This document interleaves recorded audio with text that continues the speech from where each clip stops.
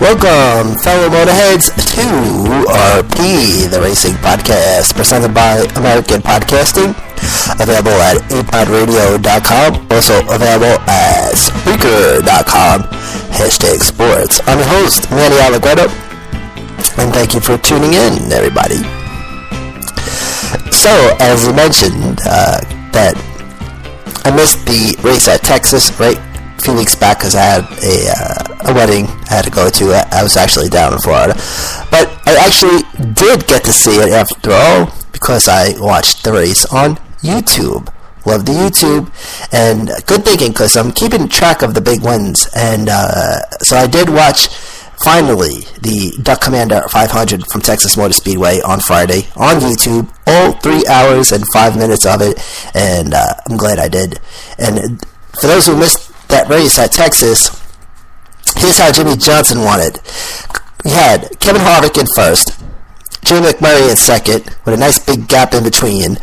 Jimmie Johnson comes in, passes Jimmy McMurray on the outside, drops down to the inside to pass Kevin Harvick, and goes to the checkered flag. Textbook win indeed. So there you are, ladies and gentlemen. I finally got to see the 2015 Duck Commander 500 from Texas Motor Speedway, and now I can sleep peacefully, and I just had to tell you that, alright? So, last weekend the action was at Talladega, in the Hammer State of Alabama, at Talladega Super Speedway. Last Saturday was last weekend's Xfinity event, the Winn-Dixie 300. Winner Joey Logano in the 22 Ford, who led 40 laps and dropped 3 points. Second place, Brian Scott in the number 2 Chevy. He led 10 laps and gained 3 points. And third place, Austin Dillon in the 33 Chevy, and he dropped 2 points. Last Sunday was last weekend's Sprint Cup event, the Geico 500. Winner, Dale Earnhardt Jr. in the 88 Chevy. He led 67 laps and gained 3 points. Second place, Jimmie Johnson in the 48 Chevy. He led 50 laps and gained 1 point. And third place, Paul Menard in the 27 Chevy, and he gained 2 points. So first, second, and third, all Chevys, and Chevy so far still making its mark in the 2015 Sprint Cup circuit. So the Geico 500 from Talladega, scheduled laps 188, actual laps 188, race start time 1:21 p.m. Eastern Time, race finished up at 4:41 p.m. Eastern. On the pole was Jeff Gordon in the 24 car. Jeff Gordon, a 4-time pole sitter and 6-time winner at Talladega. Jay McMurray, a 1-time winner at Talladega.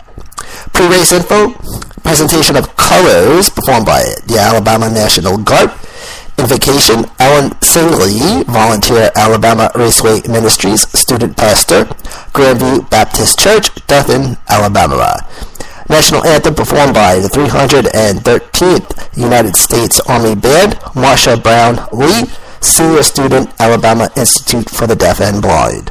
Flyby by Alabama Law Enforcement Aviation. And driver start your engines command, Senior Airman James A. Sartile, Biomedical Equipment Tech, Maxwell Air Force Base, Montgomery, Alabama. So as mentioned, Michael Waltrip was in the 55 car on Sunday.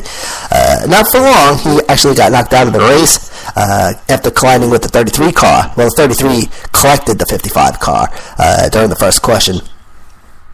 And you had the rule with the double yellow. Now, normally, some tracks they let you race in the apron, but not at Talladega. No racing on the apron whatsoever, and if you use the apron to pass somebody, you will actually get issued a penalty. So, a little note right there. Air temperature and track temperature at the start of the race. Air temperature was 75, and the track temp 121. Pit road speed limit 55 miles per hour. You had 404 Hendrick racers in the top 5 at lap 2. Jeff Gordon, Casey Kane, Jimmie Johnson, and Dale Jr.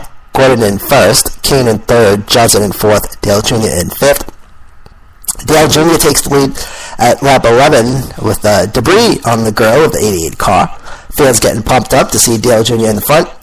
First question comes out lap 19, and this is what knocked Mike Waltrip out of the race. Crash involved the 55 and the 33. The 33 smokes and spins. It turns out he actually blown an engine. So the 33 car smokes, spins, and gets into the 55 car. He actually collects the 55 car and inadvertently gets T-boned. The 33 car, Brian Scott. So Mike Waltrip and Brian Scott to the garage. Brian Scott he was sent to and released from the care center, and Mike Waltrip's car got towed to the garage there. He has some pretty bad damage in the front of that 55 car, and Kevin Harvick takes the lead as the leader's pit at lap 20, but we'll get into the leader track segment in a moment. You had a race over pit road at lap 20, 24, the 88, the 19, the 48, the 6, the 27, the 8, the 21, the 2, and the 17, respectively. 24, Jeff Gordon, the winner from that race off pit road. Ryan Newman reports trouble in the 31 car, trouble in the pit box, a fire, and if you saw this, the fire resulted from a hot lug nut that contacted some spilled fuel on the road surface, and that was the cause of that fire. Green flag comes out lap 24, and the restart lap 25. Now, as mentioned, I think I mentioned this last weekend, Eric Jones will be driving the 18 car starting this weekend at Kansas, and David Reagan will be in the 55 car, also starting this coming weekend at Kansas. David Reagan started Sunday's race in 9th place and dropped to 30th at lap 28. He had the top 5 at lap 37, which consisted of Jeff Gordon, Jimmy Johnson, Paul Menard, Ryan Blaney, and Stenhouse Jr., the 24, the 48, the 27, the 21, and the 17, respectively. And then question number 2 would come out for lap 47. Now, this involved, they said 15 cars involved in this one. And what happened was Trevor Bayne, the 6th car, spins and turns into the wall after being passed on the outside by Paul Menard in the 27 and on the inside by Kurt Busch in the 41. NASCAR called it the first big one of the race. Cars involved Trevor Bayne, Joey Logano, Casey King, Greg Biffle, Kevin Harvick, Kyle Larson, Justin Allgaier, David Reagan, Stenhouse Jr., Landon Castle, and Tony Stewart. Now, not only did this bring out the yellow flag, but this incident would also bring out the red flag, which came out at lap 47 for cleanup. Again, 15 drivers involved in this one, but all drivers are okay, of course, which is a good thing. And of course, whenever you see a big crash, everybody's looking to see the driver get out of the car, and that is always a good sign. Kyle Larson, David Reagan, and Trevor Bayne's car get towed. And now remember, no work at all is permitted on cars during a red flag. Casey King's 5 car heads to the garage. And the low banking that's saying on the straightaway makes it difficult for cars to keep from getting loose. So very low banking on the straightaways at Talladega. So the yellow flag comes back out at 2:47 p.m. Eastern Time, so it's lap 47 into lap 48 now. Pit road opens at lap 49, and you also had a race over pit road at lap 49. The 48, the 78, the 11, the 20, the 24, the 1, the 88, the 27, 21, and the 3, respectively. Jimmy Johnson comes out of that one a winner. Now, you had, let me count here, 1, 2, 3, 4, 5, 6, 7, 8, 9, 10, 11, 12, 13, 14. 14 cars had to go and restart at the rear of the pack because of too many guys over the wall. Okay, you had the 51, the 32, the 10, the 47, the 83, the 22, the 98, the 7, the 17, the 31, the 34, the 62, the 4, and the 43, all having to restart at the back of the pack. Green flag comes out lap 51 and the restart lap 52. They go around a couple of times until question number 3 for debris. This would come out at lap 55, and it may have been from Joe Logano's car, a piece of sheet metal, because after Joe Logano got banged up during the big crash that brought out the second caution, they put some sheet metal in there in the front of the car to fix it up, and a piece fell off. and they say that was the debris.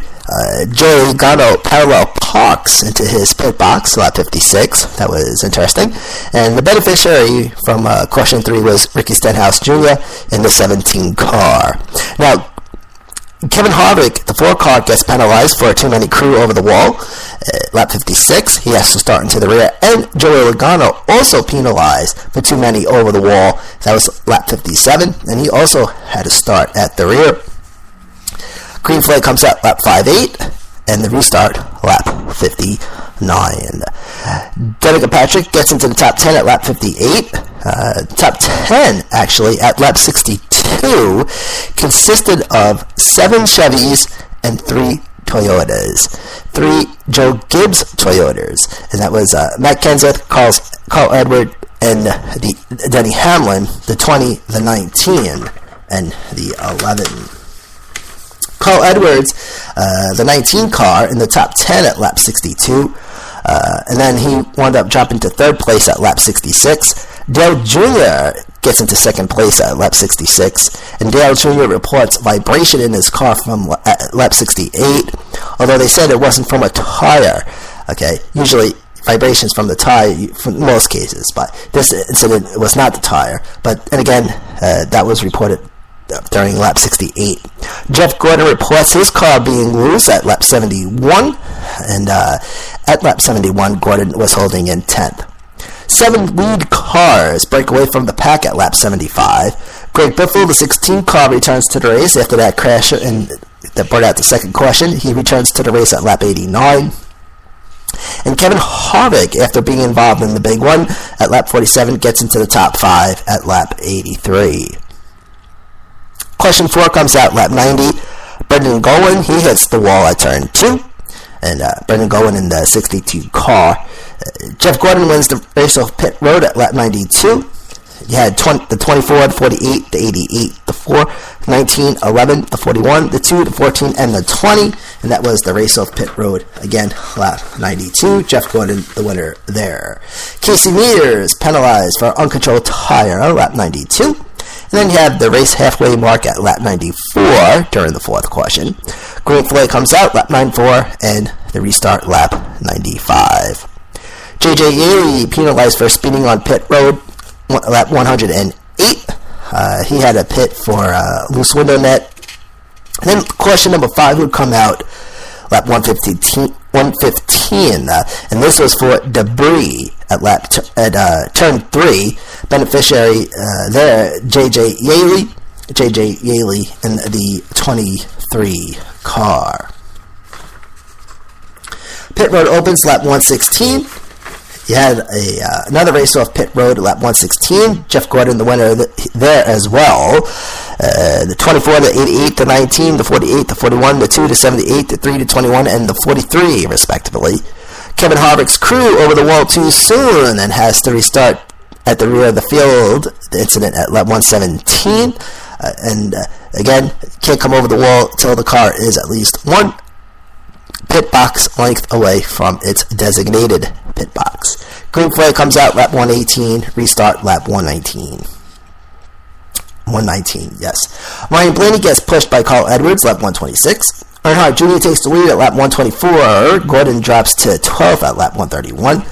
And Danica Patrick, now if you want to talk about irritating, Danica Patrick reports transmission trouble, and she only had 4th gear to work with. So, yeah, that was reported at lap 133. Earnhardt Jr. has a 0.10 second lead over Tony Stewart, lap 52.